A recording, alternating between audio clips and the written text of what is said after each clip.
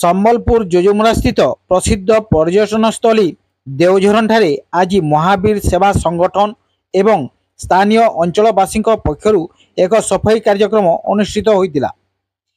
Picnic ଋତୁରେ ଏହି ପର୍ଯ୍ୟଟନ ସ୍ଥଳକୁ ବହୁ ଜିଲ୍ଲା ତଥା ରାଜ୍ୟ ବାହାରୁ ପର୍ଯ୍ୟଟକଙ୍କ ଭିଡ଼ ଜମିଥାଏ। ଏହାସହ ଲୋକେ ଦେଓଝରଣକୁ ଆସି ବଣଭୋଜି କରିବା ସହ ଦେଓଝରଣର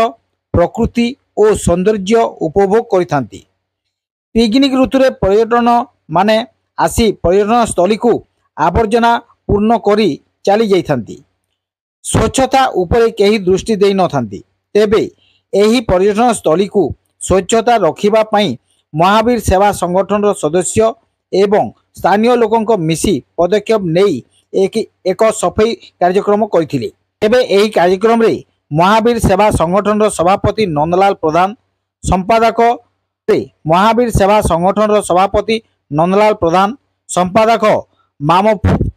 ଚୁରିଆଙ୍କ ନେତୃତ୍ୱରେ ଏହି ସଫେଇ କାର୍ଯ୍ୟକ୍ରମ ଅନୁଷ୍ଠିତ ହୋଇଥିବା ବେଳେ ଲୁଲୁ ନାୟକ, ଧରଣୀ ନାୟକ, କିରଣ ନାୟକ,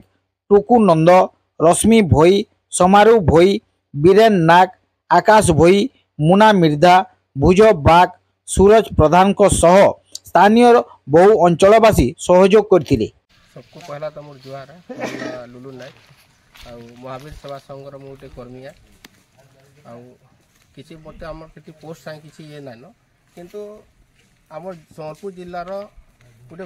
भल जगह पर्यटन स्थली हिसाब से यहाँ देवझरणटा समस्ते इन अच्छे ये जगह बहुत दूर आसुचन लोक मैंने किंतु समस्ते जानी नहीं पार्बा ये जाए क्या सफा सुतरा रखमा किंतु आम सेवा आमर मनोवृत्ति रहा जे आम महावीर सेवा संघर केनता कि जगह टी आम सफा सुतरा रखी पार्मा से भाविले दिने जे आम जाकि केनता कि आगामी दिन के सब सफा सुतरा रही पार्बा जिते मैंने मैला कर दे कि प्लास्टिक पकई दूचे कि काच बोतल पकई दे एना बहुत